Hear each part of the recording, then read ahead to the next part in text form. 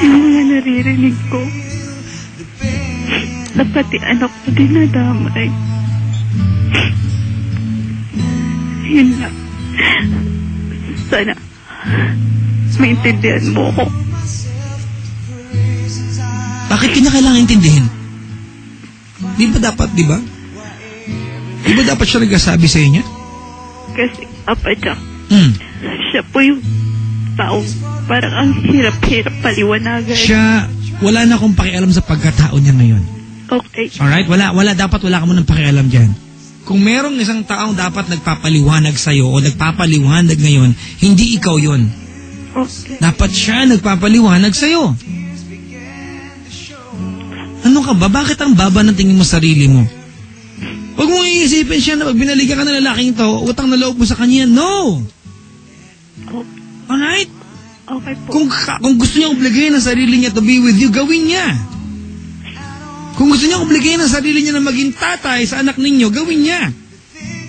Kung gusto niya, di ba? Kung gusto niya iparamdam sa'yo na mahalaga ka sa kanya, gawin niya. Hindi mo obligasyong ipaliwanag at humingi ng pamanhin sa kanya for being who you are.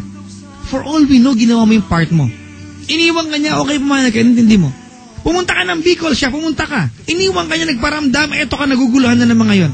Lahat na nangyari sa relasyon niya, naging pabor sa kanya. Tama, mali? Tama po. Sipin mo naman sarili mo, ano ka ba?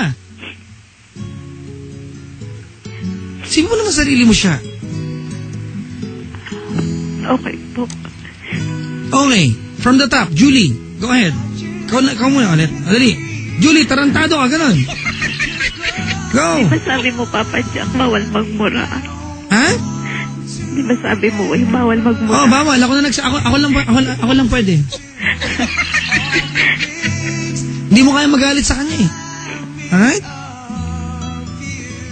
Dali. Ano po? Yung sa kanya. Ano gusto mong message sa kanya? Okay, ito. Bigyan ka ng mensahe. Gawin mo mas mahalaga ang sarili mo kaysa sa kanya. Do not be apologetic. Wala kang kasalanan sa lalaki yan. Po. Mga kaibigan sa mga girls ang sumabay sa atin, huwag niyo pong hayaan. Di ba na may mga lalaking umaabuso sa inyo? Okay? Huwag niyo hayaan.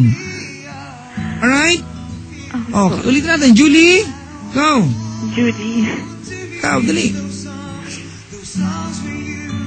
Ayun. Para na lang sa anak mo. Sa anak mo na lang. Kahit ako hindi na. Kasi hindi na rin ako umaasa. Kasi ayoko nang balikan kung anong buhay meron ako dati sa'yo. Kung anong buhay na pinararas mo sa akin nun. Ano ba yung buhay na yun? Kwento mo sa akin. Papa Jack, kasi alam mo yun.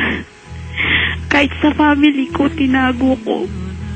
More than 3 years kami nagsama. Naging masarap din buhay ko sa kanya. Paano miserable? Sa anong paraan?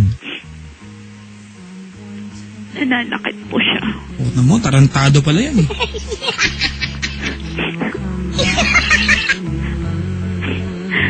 Sinakpan ko siya, Papa Jack. Hindi ko masabi kasi puro lalaki yung kapatid ko. Dapat pinagulpi mo yan para sinabi nila sa puno yung tarantadong yan. Ang pusang gala. Siya, mabagoy yung desisyon ko ha. Huwag ka na umalik sa lalaki yan. Opo. Alright? Kung gusto niya maging tatay sa anak mo, sige, go ahead. Diba? Diba paring Bong? Tarantado yung lalaki yan. Hayop. Demonyo. Diba?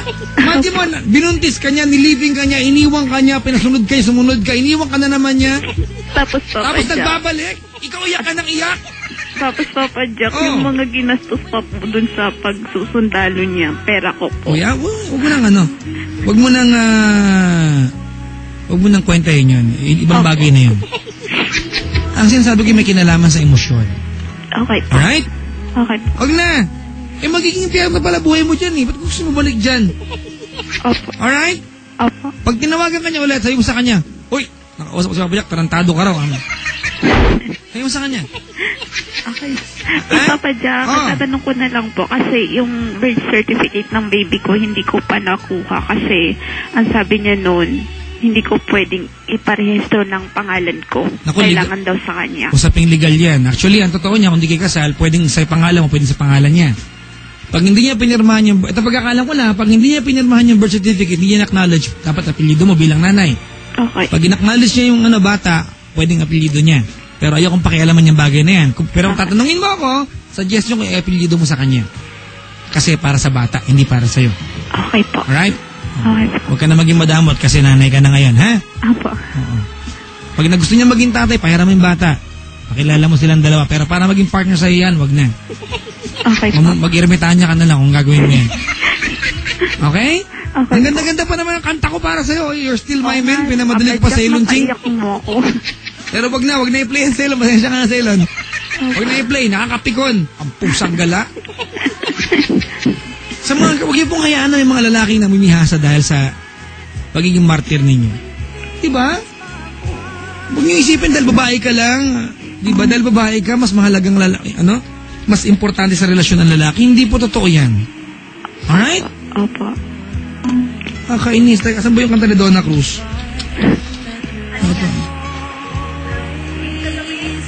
Ano ba yun? Ha? Kanta ni Donna Cruz. Nawala.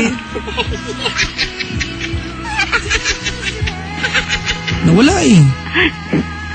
Nawala. Oo, para sa'yo dapat. Grenade na lang. Ha? Grenade na lang. R&B, wiya ka, R&B. Ah, Ano? Ano mga kanta? ano daw kanta? Ano yun? Ano daw yun? Ano ba yun? Bakit nga ba mahal kita, ganon? Hindi mo na nga!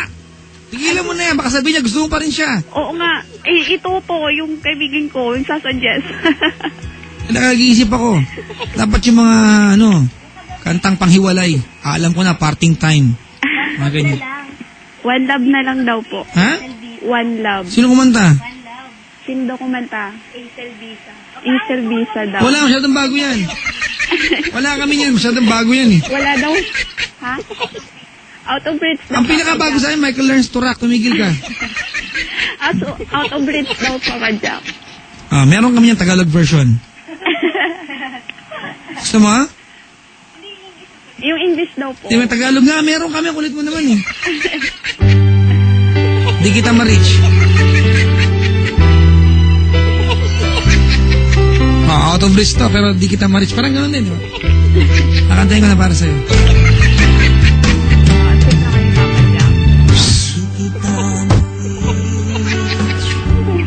Di kita makaya. Kaya ang gagawin ko. Ano ba yan? Parting time! Ano ba? Yun yung ba ang kanta ko? Ang pangit naman, Papa Jack.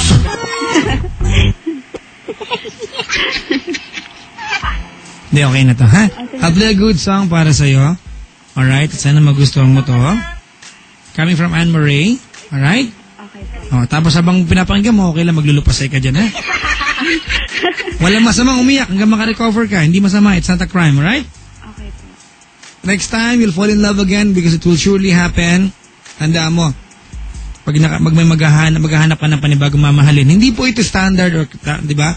O criteria na kailangan hanapin natin. Pero, hanapin niyo po yung taong kaya kayong pahalagahan, alright, kahit hindi niyo sila kayang alagaan. Ulitin ko lang, ha? Hanapin niyo po yung taong kaya kayong pahalagahan kahit hindi niyo sila kayang alagaan. Maraming salamat sa pagtawag siya. Okay po. Good evening. Mga kaibigan, yan po si siya. Ayan, nagkasyuta ng lalaking hindi matino. Ay, nako.